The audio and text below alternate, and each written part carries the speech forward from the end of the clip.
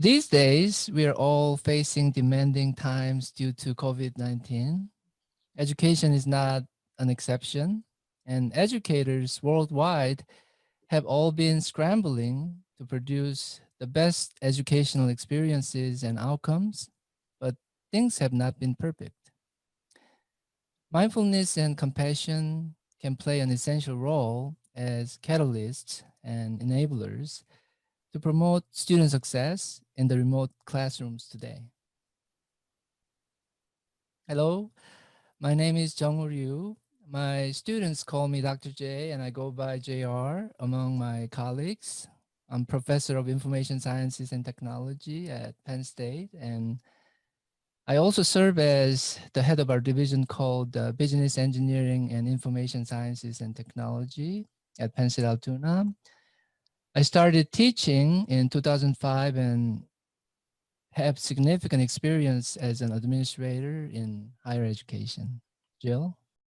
Nice to be here today. Thanks for joining us, everyone. My name is Jill Kastick. I'm an associate professor at the University of Arizona in the Department of Teaching, Learning, and Sociocultural Studies.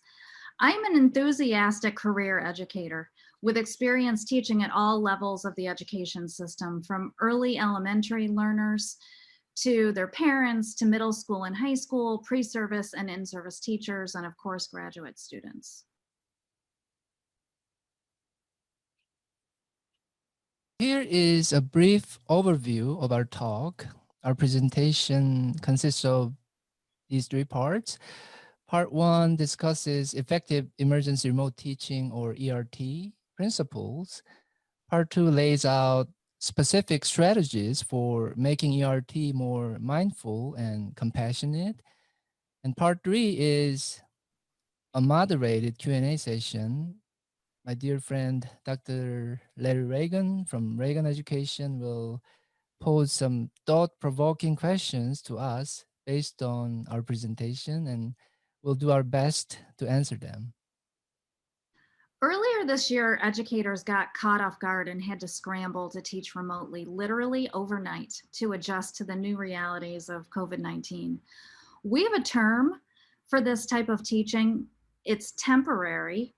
It's a temporary instructional response to an emergency, and we call this emergency remote teaching. ERT is marked by an abrupt change in teaching modalities. In the case of the 2020 pandemic, we've shifted from in-person to remote teaching. Many of us have been trying to find ways to engage students and meet their needs, despite insufficient time and resources to prepare for these changes. And uncertainties about how long we'll need to teach online. It can be a stressful experience. As educators, we're consistently rising to the occasion and making the most of all situations to support our students. It's who we are, it's what we do. Educators use ingenuity to turn challenges into opportunities. Over the summer, we polled teachers in a live session to ask them about their experiences with ERT. Several of the participants were overwhelmed and pointed to Zoom fatigue and more work. But others remarked at the positives, such as the opportunity to build flexibility in learning strategies, to build tech savviness in themselves and their students, while some described the experience as fun, a new way, achievable, and not too difficult. As our experiences with ERT have extended deep into the fall, the more we've tried out and the more we've played with, the better we feel about the experiences. We've illustrated our ability to adapt, be flexible, and we've learned tips and tricks from each other along the way. Those tips and tricks are embedded in this presentation today. So I've been teaching online for many years, and I can tell you that there are certainly differences between online teaching and ERT. For one, you have time to prepare. I usually spend 6 months to 1 year with an instructional designer to develop an online course. And there's no such luxury in ERT. ERT forces you to change your teaching mode abruptly, and the switch is supposed to be temporary rather than permanent. Because of the sudden and disruptive nature of ERT, the transition is usually rough and rugged, as demonstrated in the participant feedback as shown here. And you see some of these negative comments, and you can see their frustration about not being able to have this in-person face-to-face interactions. There are several considerations unique to emergency remote teaching. There's a lack of time to prepare. There are also many uncertainties. There is no clear endpoint to a pandemic. Oftentimes, resources are tight. Many schools have had to reduce their budgets and freeze hiring. All of these aspects of ERT are mostly out of our control as frontline educators, but we do have a better handle for what we could do in our classrooms to increase engagement, communication, and illustrate care and compassion for what our students are experiencing. We listen, we empathize, we communicate, and we redesign to meet the needs of those around us. Before sharing our tips we've gathered today, we want to keep in mind two really important principles throughout our talk today. First, there are no perfect solutions. There are no silver bullets when it comes to working with our students and meeting the needs of all of our students in all situations. And no technique will work without cultivating and demonstrating genuine caring for our students. In short, we need to be responsive and flexible. We need to be present and accessible. In many ways, we need to model for our students what it means to stay engaged, what it means to be communicative, and what it means to remain connected. These are guiding principles in our talk today. Let's start with engagement principles. ERT certainly makes engagement more difficult. The other day, I had to do a classroom observation because of a student complaint, and there were 2 students in the classroom, and the rest of them were online. Nobody had their cameras turned on, including the instructor who was just sharing his screen. Do you think that this type of environment promotes student engagement? I think we can do better, and we need to make more conscious efforts to avoid falling into a trap like this scenario. The key here is recognizing your role as a community organizer and facilitator for your students, which is especially critical in ERT to promote student engagement.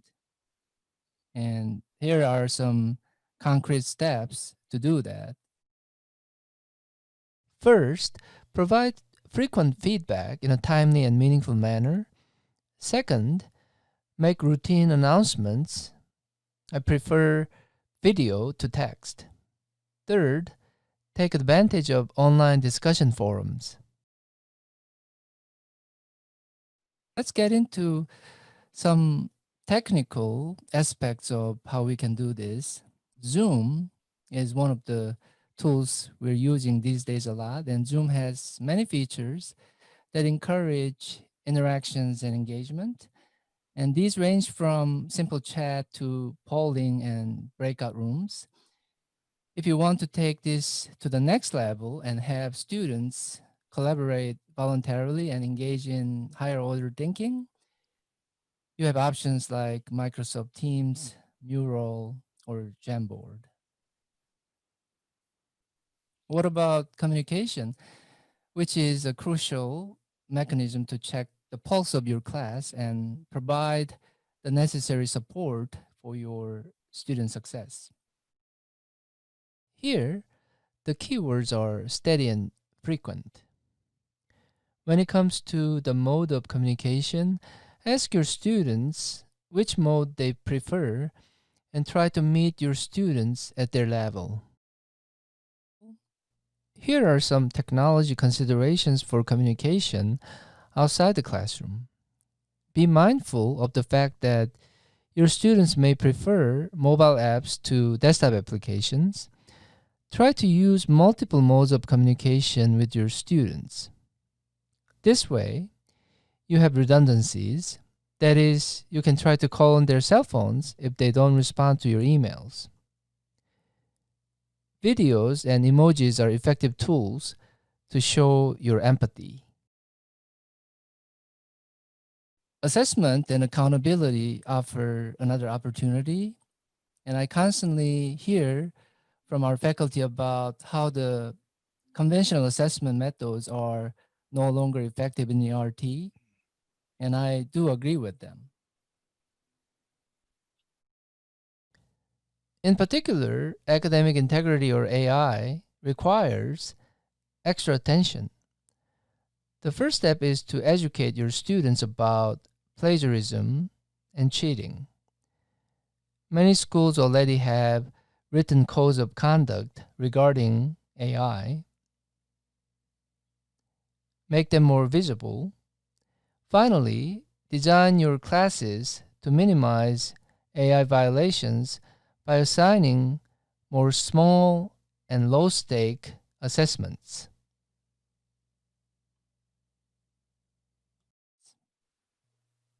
The technology options to consider for AI are using question banks, randomizing questions and answers in your assessment, or buying commercial proctoring services.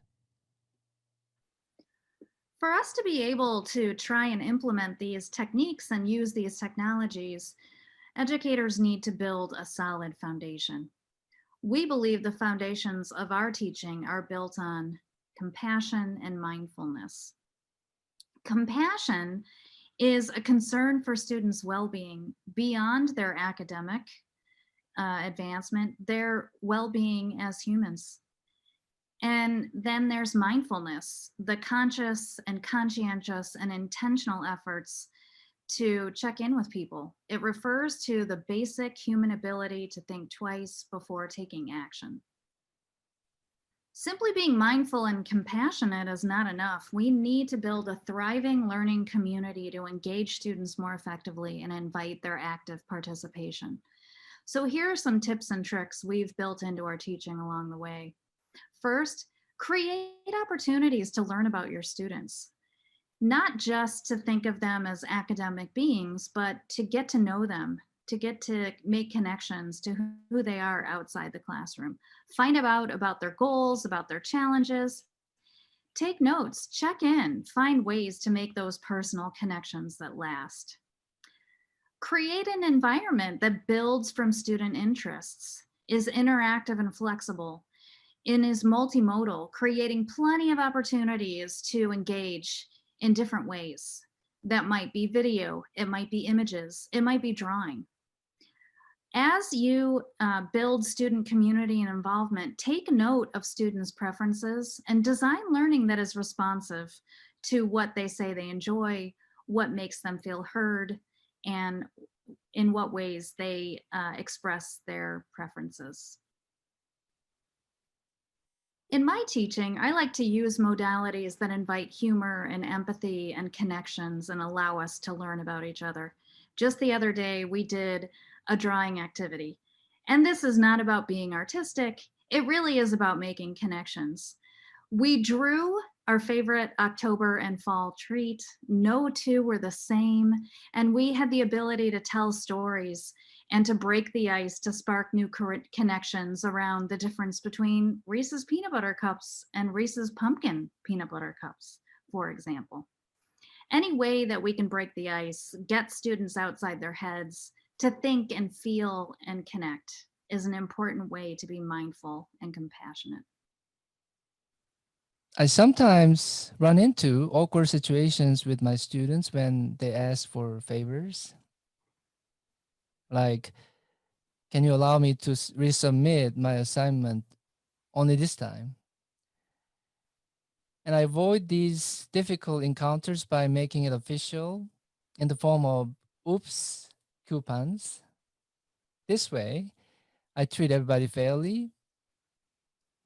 We are all making mistakes from time to time, especially in the beginning of the semester. Students are prone to miss elements in assignments or forget about things. We can make this a teachable moment by being compassionate. Let's focus on teaching instead of punishment. How do we make our communications with our students more mindful and compassionate? I would say the best thing to do is to establish the right expectations from the very beginning when you first meet your students, because it's probably too much for you to be expecting your students to be behaving in a certain way without telling them what to do. Don't make any assumptions. By making your expectations very clear from the very beginning of your semester, you can avoid a lot of these problems. Trying to do something in the middle of your semester can lead to both you and your students being stressed out.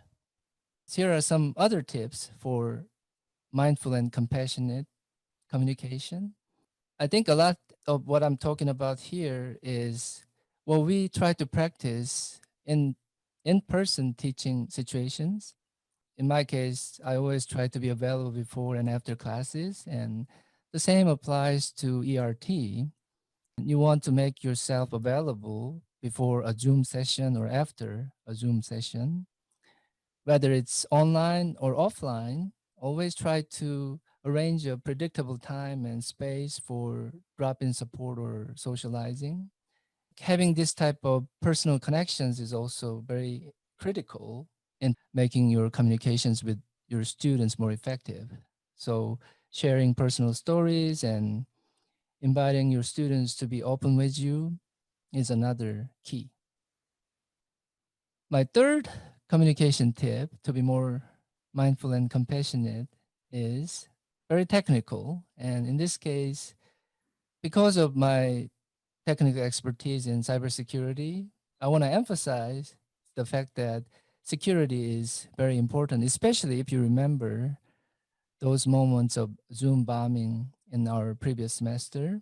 To be able to prevent any unfortunate incidents like that, I would say following certain precautions is really important. I mean, it could be as simple as setting up a waiting room in your Zoom setting. And even during your classes, maybe in order to avoid disrupting students, it's important to be using features like muting or turning videos on and off. Well, most of us are expected to use the Zoom platform for our teaching due to institutional licenses. It was designed for a corporate or business environment, and it doesn't always meet the needs of educators in the way that we would like. There are alternative platforms that are more geared toward personal connection and for greater ease of use and turn taking. Some of these Zoom alternatives include AirMeet. AirMeet has avatars that allow you to sit in a room at a table that emulate having water cooler conversations or exchanging ideas over lunch. It's good for social networking, to be able to have conferences and to feel like you're moving around an actual room in a virtual room. Another alternative is Whereby. Whereby is a free platform for one-to-one meetings with no app installation, and it utilizes the same meeting link every time. So if your students want to meet together for an assignment or socially outside of a Zoom platform, they can utilize Whereby to connect, to have conversations academically or otherwise. The times we live in are certainly stressful. And when we think about emergency remote teaching, that stress can be amplified. So there are ways in which we as educators are calming ourselves down, such as mental wellness talk. This can be modeled for our students in order to help them develop strategies to cope. Another strategy is to have small and frequent assignments and check-ins instead of the high stakes one paper at the end of a term sort of idea or a major test. These smaller frequent opportunities to check in to see how your students are doing allow them to be able to track their own progress, and for them that might minimize stress. There's also many opportunities to use resources that are at the ready and available, such as open book for quizzes or for assignments or even for tests. Students aren't expected then to memorize the content, but instead to be able to use the resources available to them in order to best maximize what it is they understand about the content. And all of these tend to minimize stress for students, for ourselves, and make the education opportunities more meaningful. Assessment is our way of keeping our students accountable to understanding and showing their mastery of the content. So, as we design our assessments, we want to be able to use them to inform us, to inform the students on how they're doing. We want to remind them of our expectations around what an assessment is and how it's used. And if there are any instances of academic integrity that come into play, be consistent in dealing with them. Help students to know that you're fair and also consistent with everyone. It's time for shameless self promotion. And in this case, I'm part of this team funded by National Science Foundation, and we're working on these goals, project goals shown here. So our goal is really to improve ERT in general, especially in STEM, but do that by documenting and sharing creative ERT solutions and also building this community of educators to develop some of these new ideas. And I'm sharing our website here too. So please feel free to visit our website. In conclusion, I think the bottom line here is without compassion and care, nothing else really matters. And that's one of the reasons why we have our title for the presentation, Mindful and Compassionate ERT. A lot of times, what we're talking about in the presentation are common sense types of things, but without being mindful, it's going to be extremely difficult for you to implement these in your classes. In particular, I would say you want to be proactive and you want to be more organized and not waiting until problems arise is really key to success. Here are some references we've used to prepare our presentation today. We're sharing our contact information here. So please feel free to contact us if you have any questions or any ideas you want to share with us. Jill, do you have anything you want to say? We look forward to interacting with you. Thank you for being with us today. Thank you both for sharing this and raising, I think, this issue with us as educators, in particular in a time of ERT. It's been, as you've both said, and many of us have experienced a very stressful experience. And you know, the one thing that kind of strikes me is the why of your talk. I can imagine that initially, as many faculty were sort of pushed into service, if you will, in by ERT, by the pandemic, we had to pay a lot of attention to the technology issues and struggles and how we get content there, and then how do we measure students and how do we know that they're not, you know, violating academic integrity. And by paying so much attention, we can lose attention, we can lose focus a bit on the human being. So I'd like just to ask you both to maybe kind of reiterate a little bit about the importance of the why. How does that connect to this ERT experience? And Jill, maybe I could start with you there. I really think it's about being responsive. At the beginning of the pandemic, when things just sort of turned to remote overnight, many of our students disappeared. Mm, And they questioned whether they could do this, or they questioned in what ways they'd be able to plug in. Did they have the technical skills?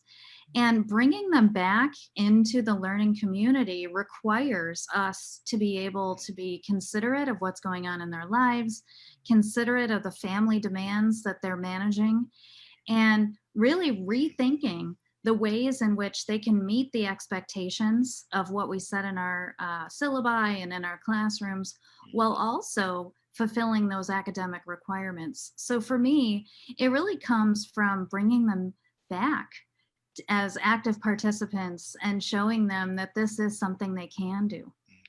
It's almost like a hurdle you have to overcome, right? The technology is, in this case, in the speed of by which all this happened became a barrier. And JR, maybe I'll flip this one over to you then. Yeah. The words I jotted down when you talked about mindfulness was intention Mhm. and intentionality. That is planning for this sort of bringing that human back into the picture. Did you experience that as well?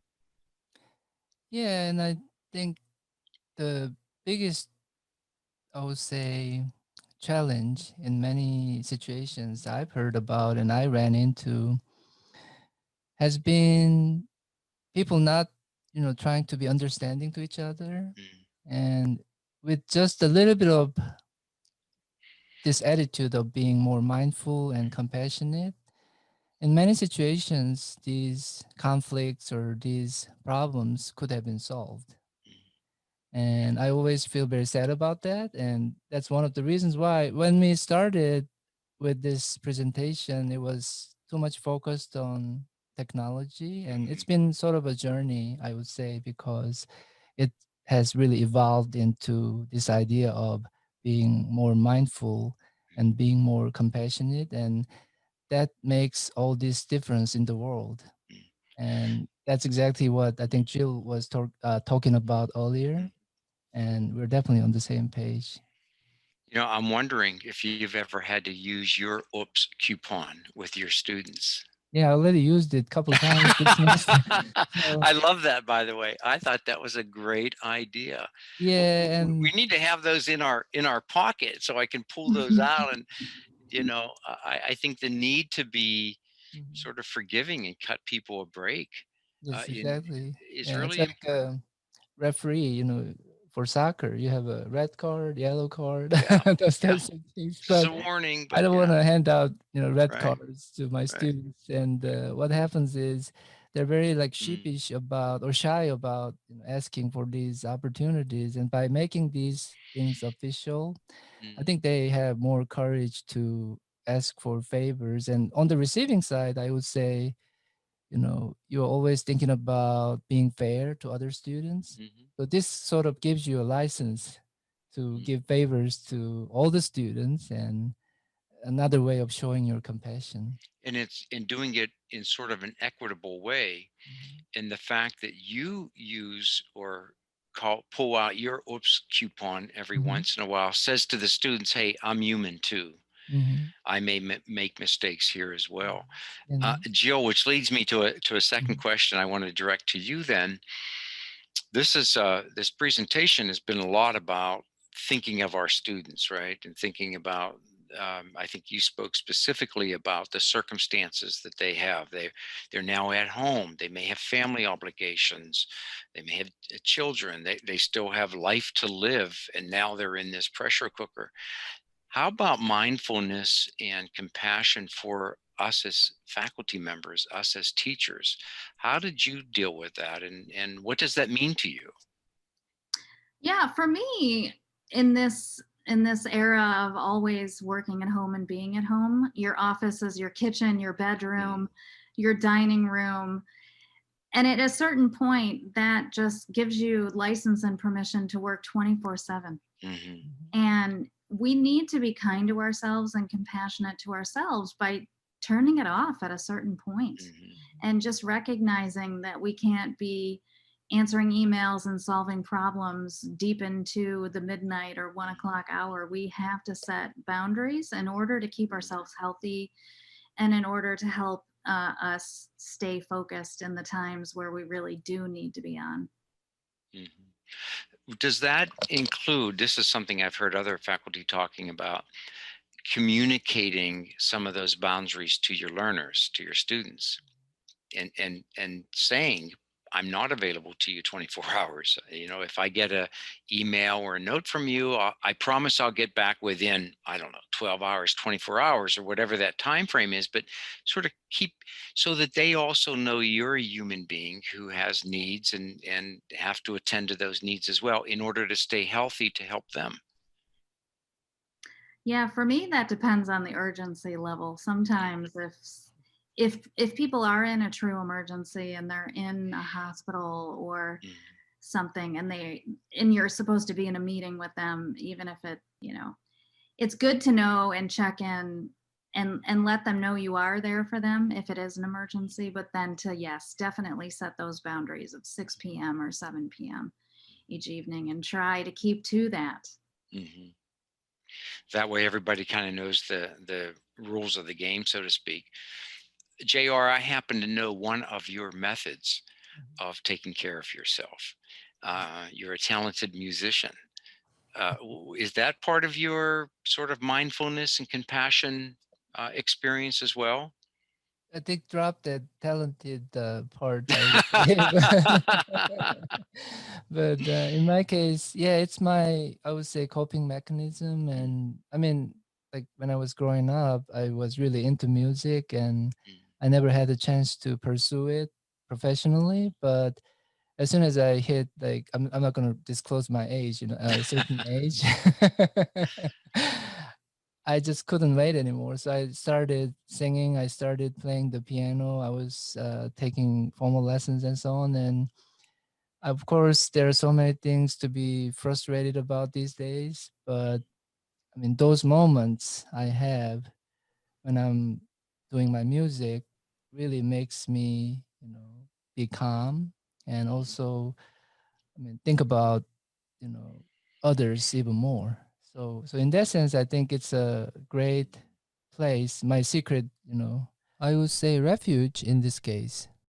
mhm, I have, and yeah, it's been working out pretty well. And I also run, a couple miles every mhm. other day, so that helps too. So I think this health uh, is really both mental and physical, and you really have to pay attention to both. Sure, sure. Mhm. So my last thought for you is you've talked about taking care of the students and Mhm. so forth, and thinking about Mhm. being empathetic to their needs and so forth, and then you talked about as an individual, as a faculty member. What do you do when you have situations where you're trying to be empathetic, you're trying to be understanding, you're trying to be compassionate, and the individual on the other end, maybe a student, may also be another faculty member, is resistant to that, is not Mhm. able to kind of respond? How do we deal with those? What do we do there? Mhm. JR, if I can start with you. In my case, I think what I'm trying to do usually is to understand where the student or the faculty is coming from. And I think that's part of being also being mindful and compassionate. And you cannot really force these things over people. You really have to take your time and you really try to show your compassion in a way so that it is not really obtruding. So I think part of practicing being mindful and also compassionate is to know your boundaries and Mm, to know the time when you stop. mhm. Joe, I would imagine there's a healthy dose of trust that needs to be built up in that scenario as well. Have you experienced that?